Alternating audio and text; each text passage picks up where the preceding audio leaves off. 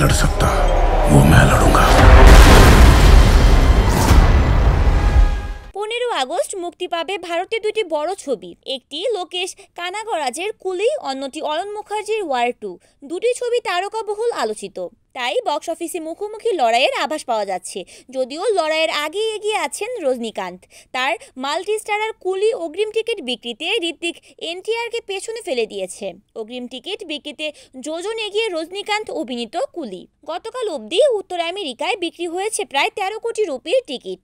গতকাল তামিলনাড়ুতে সীমিত পরিসরে শুরু হয় কুলির অগ্রিম টিকিট বিক্রি। আধা ঘন্টার মধ্যে প্রায় 40,000 টিকিট বিক্রি হয়েছে। ধারণা করা হচ্ছে প্রথম দিন বিশ্বব্যাপী 120 কোটি রুপির মতো আয় করতে পারে এই ছবিটি। এতে রজনীকান্তের সঙ্গে আছেন নাগার্জুন, আমির খান, উপেন্দ্র, শ্রুতি হাসান প্রমুখ। অন্যদিকে উত্তর আমেরিকায় ওয়ার 2 এর টিকিট বিক্রি গতকাল পর্যন্ত মোট 3 কোটি রুপি। ভারতে বিক্রি শুরু হবে আগামীকাল থেকে।